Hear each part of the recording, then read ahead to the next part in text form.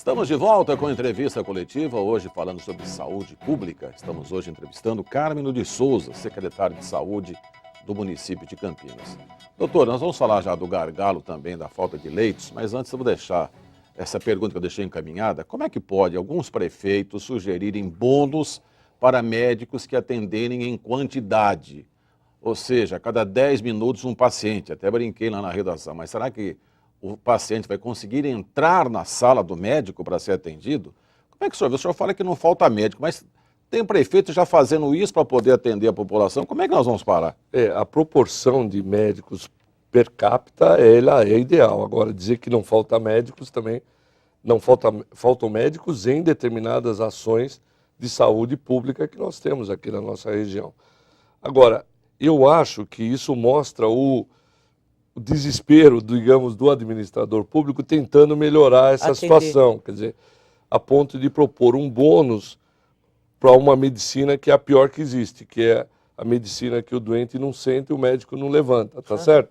Quer dizer, então, não é uma saída, são saídas mágicas que se procuram e que, na verdade, não são boas saídas. Né? Quer dizer, quanto pior o médico atender, ele vai ganhar mais, né? Vai ganhar o bônus. É eu isso, falo sempre. Isso não emplacou, porque houve uma grande reação e realmente, mas isso mostra o quanto os poderes públicos estão pressionados pela questão do trabalho médico. Campinas tem 1.700 médicos, mais ou menos, não é tão pouco. Nós vamos agregar mais 300, isso quer dizer que nós vamos agregar em torno de 15%. Está dizendo 1.700 médicos da Secretaria Municipal de Saúde. Secretaria de Saúde. Isso, não é tão pouco. Só que nós temos uma rede imensa, nós temos uma rede que inclui 63 unidades básicas, nós temos 4 PAs, nós temos 2 grandes hospitais, nós temos laboratório, enfim, existe todo um conjunto de doutor de Carmino, que tem médicos. Conversando com um amigo que ele já teve na secretaria também e mexe bastante com saúde pública, ele estava bravo comigo com o Zé por causa desse negócio. A gente falou, importa sim, traz um tanto bem bom de médico, né? E ele falou, pô, não é essa a questão só. A questão é que o médico não se interessa também, porque lá no Campituba, ele está sozinho, ele não tem equipe, ele não tem retaguarda. Tá, mas eu pergunto uma coisa para o senhor. Eu fui criado em Santo Antônio da Alegria. O médico que existia em Santo Antônio era um médico na cidade de Altinópolis. O nome dele era Dr. Otair. E ele cuidava de Santo Antônio, Altinópolis, Batatais, todo mundo. Eu nunca me lembro de ter feito um exame, mas era um cara que você chegava, ele olhava e falava assim, está com pneumonia, tal coisa, não sei o quê, e eu me lembro que... O que aconteceu com esse médico? Eu acho Onde estão os doutores Otair que Então, a medicina mudou muito. Eu acho que a formação médica hoje ela é uma formação mais hospitalocêntrica. Agora está todo mundo percebendo que é importante colocar os alunos na rede de saúde, nas UBSs, muito precocemente. Inclusive o senhor até está tentando isso, né? Conseguir trazer, né? Nós estamos fazendo. Hoje a Unicamp tem seus alunos na rede, a PUC tem seus alunos na rede, a São Leopoldo Manique, que acabou de abrir as portas, estão com os alunos na rede. Então, a gente precisa fazer com que o aluno entenda que o sistema de saúde precisa disso. Apesar disso que eu estou falando, eu ainda acredito, e eu sou formado, apesar de eu ser especialista em hematologia e numa área muito especializada, como transplante de medula, eu acredito que uma ótima medicina ainda se faz com a palavra, com o estetoscópio, não é? E com a caneta. Não é? Isso quer dizer que, se você tiver tempo para ouvir, fazer um bom raciocínio fisiopatológico, pôr a mão no doente, auscultar, etc., você é capaz de fazer diagnóstico. O cubano, ele é assim, o médico cubano? Porque lá falta tudo, né? Infelizmente não é assim. Infelizmente não é assim. Infelizmente a formação do médico em Cuba é uma formação muito sumária. Não é? Porque todo mundo fala que a medicina da família lá é a melhor do mundo. Então nem isso Cuba é boa, Zé. Não, nós temos que entender o seguinte. Enfermeiro atendendo. Nós temos que entender o seguinte, a Cuba tem um médico para cada 130 habitantes. Quer dizer, é uma proporção enorme de médicos. Não é? Hoje tem 80 mil médicos cubanos fora de Cuba. 40 mil só na Venezuela. E aí os outros 40 mil estão distribuídos pelo mundo. É uma mão de obra que tem sido exportada, principalmente para o terceiro mundo, para atender demandas mais ou menos parecidas com a nossa. Eu vi médicos cubanos, vários em Angola, em Moçambique. Então, a gente vê que há um movimento, até porque não existe trabalho para esses médicos em Cuba. Cuba é um país pequeno, de 10 milhões de pessoas, que forma uma quantidade enorme de médicos, uma formação curta, não é? E você tem um médico para 130 habitantes. Então, eles têm que exportar, sem contar que o salário do médico em Cuba é muito pequeno. Se a gente colocar, né? Cuba, se a gente colocar o salário dentro do dólar oficial, não do dólar paralelo, eu nem saberia quanto é da ordem de $60 por mês, o salário. Então, é claro que existe um grande interesse para o médico em particular, porque ele vai ganhar bem mais. Muito mais, ele vai fazer uma poupança trabalhando fora, ele vai vir, e há um grande interesse também para o país, porque ele pode exportar médicos e com isso aliviar um pouco a pressão da quantidade de médicos que existem lá. Então, eu sinceramente acho que isso não será uma solução e não acho que vai minimizar o problema brasileiro. Acho que o problema brasileiro é muito mais sério, muito maior do que isso. As dificuldades do trabalho médico não estão restritos às áreas longínquas do país, estão aqui nos grandes centros, estão aqui nas grandes cidades, nas cidades desenvolvidas como Rio de Janeiro, São Paulo, Belo Horizonte, Campinas. Todos nós estamos com um problema com o trabalho médico, né?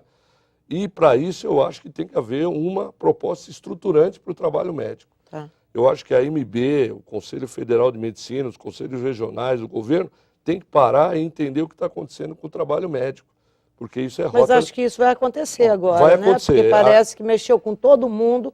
A primeira proposta do governo federal incomodou, né? E a gente já sente vindo outras propostas. Você colocou o problema na mesa. Agora eu acho que é hora de Doutor, se trabalhar. Vamos ver os leitos. Vamos falar do gargalo dos leitos também. Eu começo com uma admiração muito grande, porque perdemos muitos leitos, ao invés de ganharmos, perdemos. A PUC reforma, Mário Gatti reforma, Santa Casa... Fechou. Né? Fecha. Aí eu fico pensando, não dá para programar essas reformas de acordo com um cronograma mais razoável, todo mundo fecha e aí a cidade fica assim, não dá para programar isso, doutor? Então, essa é uma situação real que você colocou. Campinas perdeu, nos últimos 2 anos, 180 leitos de retaguarda para urgência e emergência. Hoje, se a gente somar tudo isso que você falou, Zé, nós temos um hospital fechado, certo ou não? Sim. Se a gente juntar 40 da Unicamp, com 48 da PUC, com mais cerca de 40 do Mário Gatti, 80 da Santa Casa, 45 da Casa de Saúde, etc. Nós temos um grande hospital fechado em Campinas, sendo que nós temos uma dificuldade de leitos extraordinária, que está pressionando os nossos PAs, os nossos pronto-socorros, e isso encadeia, acaba batendo nas unidades básicas de saúde, de modo que a indisponibilidade de leito ela vai em cadeia, pressionando toda a cadeia, todo o sistema. O que é tentando trazer de volta esses leitos. Os que estão em reforma, eu acho que o do Mário Gatti, muito proximamente, deve voltar uns 30 leitos. Está terminando o primeiro terço de reforma. O da PUC também, eles estão começando os leitos, talvez até o final do ano. O da Unicamp depende muito do governo do estado, porque a Unicamp hoje tem o potencial de ter 450 leitos e tem um número de leitos, pelo menos 40 leitos, que poderiam ser para urgência e emergência. E nesse momento nós estamos trabalhando a recomposição do convênio com a Irmandade, com a Beneficência e com a Casa de Saúde. A Casa de Saúde nunca havia ofertado leitos ao Sistema Único de Saúde. Nós estamos trabalhando nos documentos, estamos trabalhando em recompor, existem passivos que estão sendo negociados, etc.